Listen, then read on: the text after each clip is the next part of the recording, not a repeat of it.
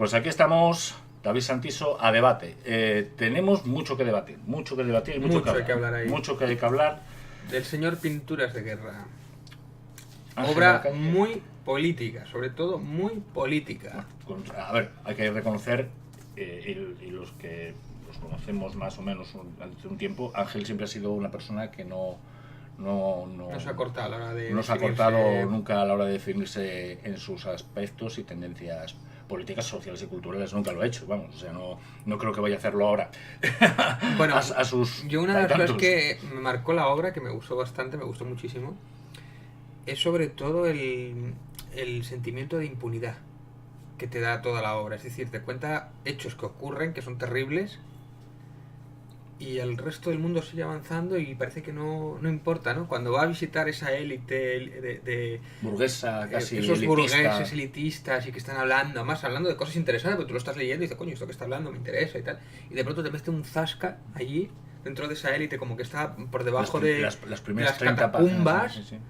Es un zasca en toda la No boca. no vamos a desvelarlo. En la Argentina de aquella época esas cosas ocurrieron, o sea, eso es cierto, eso y muchas más cosas. Y no hace tanto el señor Pinochet. O sea que... Y el mundo siguió girando, ¿no? Después, cuando muchos de estos tuvieron que ir a la Francia y allí se reúnen un montón de artistas, autores, huyendo de otras dictaduras. A mí me gusta mucho cómo representa ahí el tema del autorrealismo. ¿Qué es el autorrealismo? Como si te haces un dibujo de ti mismo, pero así como medio impresionista, medio improvisado. Yo no sé definirlo exactamente, si alguien que nos ponga comentarios. Porque, pero... y esa era como una representación del ego de él, ¿no? O sea, nosotros nos definimos porque nosotros, o sea, existimos, y la forma de representarnos es hacernos un retrato de nosotros mismos y expresarnos artísticamente o como tal, de alguna forma. Es una forma de, aquí estamos, aquí somos, existimos. Lo que me gustó es cómo representa a los autores, a cada uno de los artistas. No son perfectos, no son hermosos, no. Incluso están pasando hambre, o sea, están con muchas carencias y tienen que recurrir a esa pillería o esa pillería tan española, ¿no? La picaresca, ¿no? De estos autores que sobreviven en ese ámbito, en ese pequeño reducto de la Francia en el cual los tenían allí recogidos, huyendo de eso, de otras grandes dictaduras, ¿no? Porque habla también de la de Franco, de otros países de Sudamérica. Y allí pasa el mayo del 63, ¿no? Todo ese movimiento. Eran refugiados que acababan y la forma que tenían de sentirse libres o de expresarse era a lo mejor en Francia, porque en España en ese momento estábamos aún así, de vez en cuando, de una dictadura o saliendo de ella. Aún así, de vez en cuando, cuando venían los nazis y les partían la cara, de vez en cuando tenían que huir de vez en cuando porque... No, que era como si hubiera una doble... no una doble moral, no sé cómo explicarlo, que verdaderamente no te podías confiar mucho en lo que tenías al lado, porque del lado podías ser o un conservador o tal. Tú a lo mejor eras demasiado radicalista en tus ideas, y le parecía mal a la otra persona. Te jugabas la vida bastante, te jugabas la vida. Por lo menos un par de hostias que te podías llevar por cómo pensabas, ¿no? O sea, y en teoría en un país que acogía pues la libertad y la expresión, que Francia siempre ha hecho óbice de esa facultad, y por eso siempre se ha considerado que ahí hay la parte más artística y tal. Y después eso es todo eso, ¿no? Que aún incluso el epílogo, ese terrible epílogo, que es también otra bofetada en toda la cara. Sí, empieza de cada flasca. Flasca. Es otro síntoma de impunidad absoluta. Esos dos tíos siguen vivos y siguen impunes, y para ellos es la cosa más normal del mundo. O sea, pero más crímenes que son... O sea, es como diciendo, el fascismo está más vivo que nunca, y la sociedad que estamos hoy día somos hijos de aquellos fascistas de allí, ¿no? Y es como una alerta, es como decir, oye, cuidado, que el mundo no ha cambiado tanto, que aunque tú sigas creyendo que no pasa nada, estas cosas siguen ocurriendo hoy día, ¿eh? También está en muchas ocasiones en el ojo de quien lo quiere ver. O sea, porque verdaderamente esto está pasando hoy en día en otro sitio, en un país, sí, o tal, claro. tal. Incluso siempre, a mí se me está viniendo ahora mismo Sudáfrica, por un ejemplo. Si Sudáfrica hace nada era... Y dices, eso pasaba, ¿qué pasa? Que como no te lo ponen en las noticias, no aparece reflejado en muchos sitios. También es cierto que aquí hay una parte de connotación, pues... estilística, narrativa, que lo que te quiere es provocar una sensación ¿no? Y esa sensación puede ser creada a través de una ficción o de una parte que no es ficcionada, que muchas veces no sabes qué parte es verdad y qué es mentira, ¿no? Es que juega mucho con eso. Es que es otra de las cosas que tiene... para mí es una novela más que un cómic, porque aparte que es bastante letra, pero es una novela, básicamente. No te dice descripciones, pero prácticamente es una novela. Pero es una especie de what if. Igual que El hombre del castillo es un what if, él juega con cambiando los elementos, cambiando los personajes que se supone que no tendrían que estar ahí, incluso él mismo, el protagonista, no tendría que estar ahí porque no estaba en esa época, en ese momento en Francia, y los cambia para contar la historia. Se cuenta una gran mentira para contar la verdad. O sea, ¿qué es lo que hacen los artistas? Claro, ¿no? O sea, sí, pero además te avisa, eso sí te avisa, no te miente, ¿eh? Al final del rato te dice, oye, esto no pasó así, pero he cambiado las cosas, pero que sepáis por qué y por qué funciona. Y él va con el libro del hombre del castillo como que es su único libro de referencia, ¿no? Para un escritor que solo lleva un libro, o para un periodista que solo lleva un libro y que sea ese, como diciendo, bueno, es que... Hay que decir que el Ángel de la Calle, aunque aquí aparece como su única profesión de escritor, es un hombre renacentista en muchos sentidos, aquí Ángel de la Calle es cierto que escribe y ha escrito numerosos artículos para el Dentro de la Viñeta, fue director del periódico A Quemarropa, que se repartía en la Semana Negra, duraba la Semana Negra de Gijón. O sea que tiene tablas en ese sentido, ¿no? En verdad, yo creo que lo que hace es coger una faceta suya y la hace un poquito más expresiva para que la gente se dé cuenta. Es bestial lo que pasa. Incluso simplista, porque el personaje en sí mismo tampoco tiene... Es como una versión de él bastante sencillita, quizás, o una versión de él más joven y más sencilla, o no... Porque ves que tampoco es que sea un tío muy... O sea, en el cómic es un tío normal que va a hacer un trabajo que escribe un libro, pero que le toman el pelo a los otros que son como más listillos, ¿no? Y se aprovechan incluso de él. Cuando cuentas, dice que cómo pueden coincidir las cosas, incluso en la propia novela se cuenta, sin espolear mucho, que él donde va a vivir inicialmente no le había tocado, fue un error eso es otra cosa. Y dices, por lo que tú dices antes, dices, coño, es que fue un error del taxista que no leyó bien la dirección y él acabó ahí porque acabó como si podía haber acabado. Sí. Y luego resulta, aquí tengo dudas, cuando pasa lo de la bomba, ¿era donde él iba a vivir o no?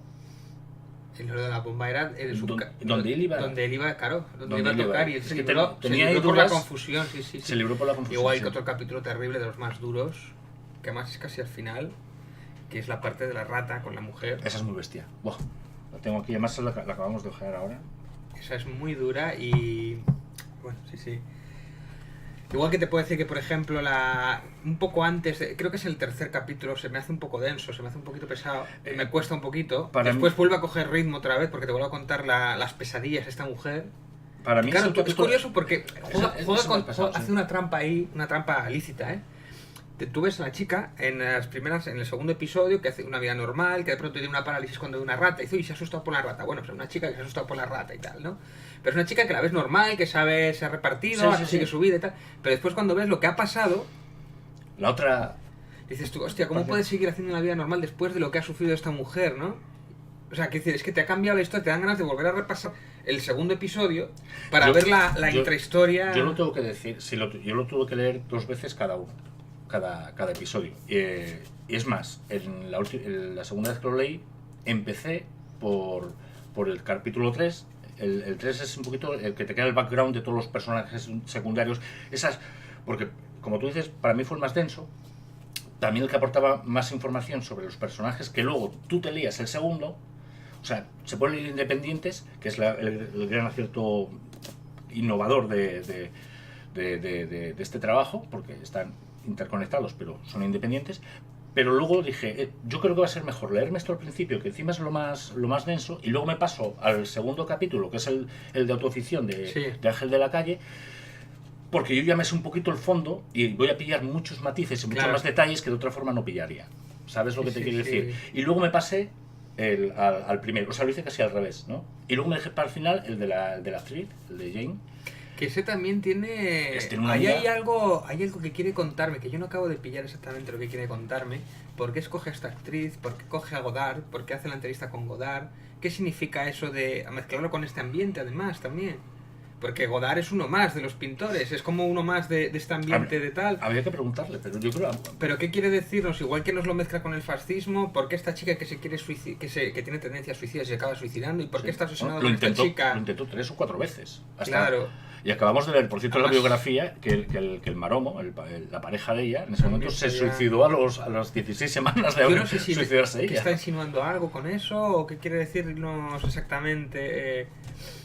Y después esta chica que nos lo cuentan en la obra... Que quiere transmitir una sensación verdaderamente que justifique el trabajo. Que esta chica, hoy día, en la actualidad, no le hubiera pasado nada. Si hubiera querido ser mujer soltera, hubiera querido tener un aborto, no hubiera pasado nada. Sin embargo, como estaba sobrejuzgada por aquella época, que no se hace tanto, era como por la presión de la sociedad, ella se suicidaba. Cuando ella tenía problemas por sí solo, incluso le había echado de casa a su madre, o sea, había discutido con su madre, se había buscado la vida. Por el tema de tal, y bueno, tuvo muchísimos amantes. Y es que esta mujer, ya te digo, hoy día hubiera sido una persona completamente normal, o sea, una mujer soltera, pues bueno, o que ha tenido varios novios, o que lo que quiera, pues, o una divorciada, pues no pasa nada. O sea, hay miles de personas que han pasado eso, ¿no? Juega con el mundo de Hollywood también, porque también ella empezó pero yo no sé si lo mezcla con la élite. Empezó con Juana de Arco, hizo Lilith, hizo Verdades Bestiales, hizo con el Godard tal, y luego tuvo como un pequeño pero yo lo que no bajonín. Lo que yo no sé si insinúa es una crítica soterrada al mundo de la élite y la presión de la élite.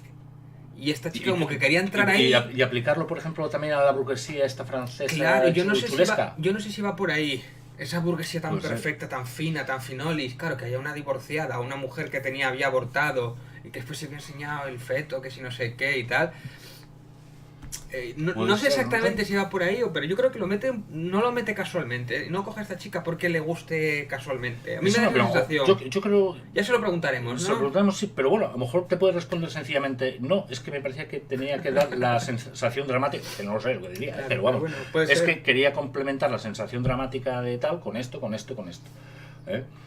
Pero bueno, en verdad, vamos a decirlo que siendo un libro muy duro, lo llamo libro. Es aleccionador el libro, ¿eh? La verdad es que se te esperanzador no, es que te hace pensar y dices tú, hostia, es que esto...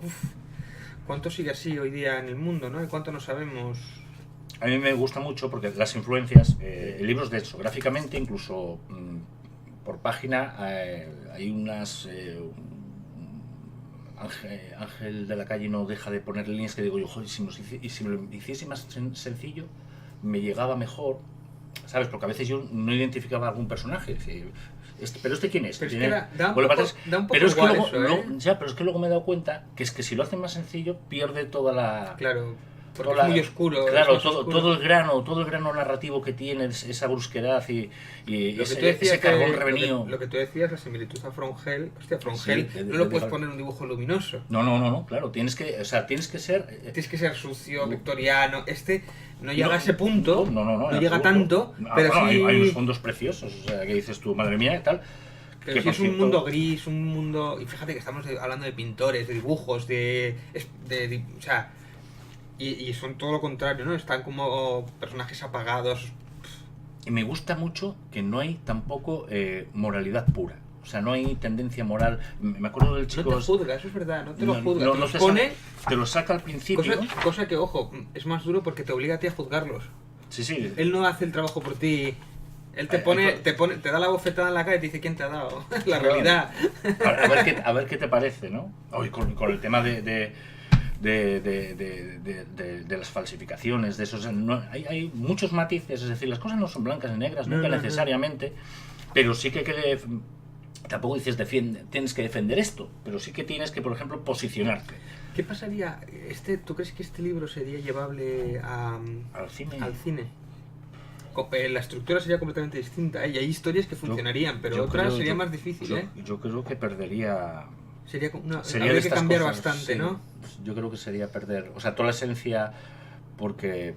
Hombre, lo decimos porque esta obra va a ganar este fin de semana, que más estamos rodando antes del Salón del Cómic de Barcelona. No sabemos... Apostamos, yo apuesto que va a ganar, y claro, si este libro se vende como se está vendiendo y va a seguir creciendo... Contaba Ángel, no sé dónde lo oí, que cuando presentó el libro y el proyecto y tal por ahí, que decían, bueno, tal, pues esto vas a vender 200 ejemplares, tal, 200 ejemplares, ¿qué haces? Y tal. Y entonces contaba uniendo esta anécdota con otra, decía, bueno, pues es que había un pavo que hizo un libro y lo hizo tal, y dijo, bueno, porque yo quiero escribir lo que quiero escribir. Hizo 40 ejemplares y los 40 ejemplares se los regaló a los amigos. Se dio cuenta, creo que era que el séptimo ya había regalado todos, o sea, a todos los amigos que tenía y les sobraban todavía ejemplares. ¿Sabes cómo se llama ese libro? Y lo cuenta Ángel. ¿Cómo?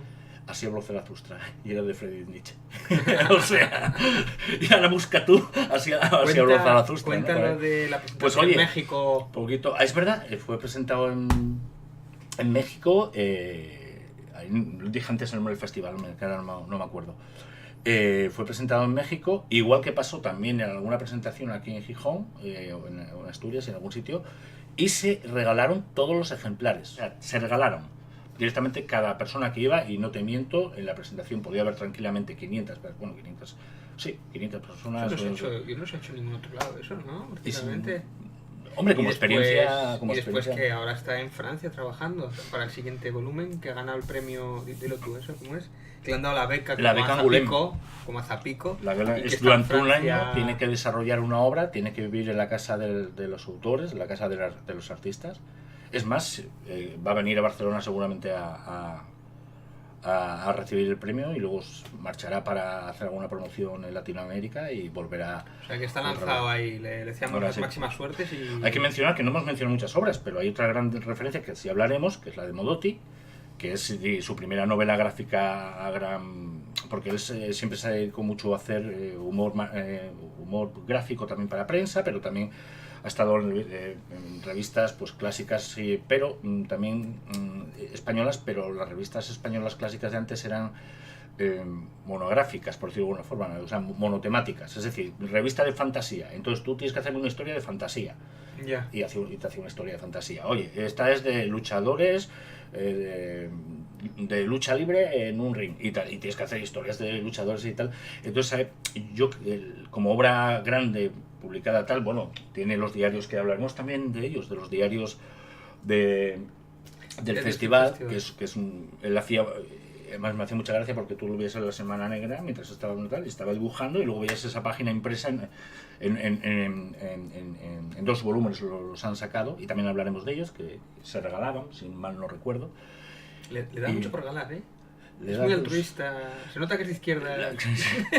Bueno, regalar, pero bajo o sea, regalar, pero no solapar. O sea, yo ahí estoy de acuerdo porque es cierto que a la gente si le das a veces la mano te coge el brazo y a veces se parte del cuerpo. Y son cosas que tal, pero sí, regalar como un método de tal, pero a veces sí que hay que poner un precio, aunque sea simbólico, para que no se desprecie la obra. Para que no se desprecie el trabajo. Iremos a Francia a verle un día ahí, haremos un viajecito, molaba, ¿eh? Yo el francés lo llevo fatal. Sí, es que vamos, ya me cuesta el español, o sea que eso. Voy a comer. No, pero yo creo que sí. Yo en principio era desearle mucha suerte. Cuando veis este vídeo sabremos si ha ganado o no, o sea que haremos a lo mejor hacemos un pequeño corte en vivo para decir hemos ganado y pues tal. Si hacemos una apéndice, pues no pudo ser. Bueno, no pudo ser. Y nos quedamos así, pero le ponemos cara de Oscar.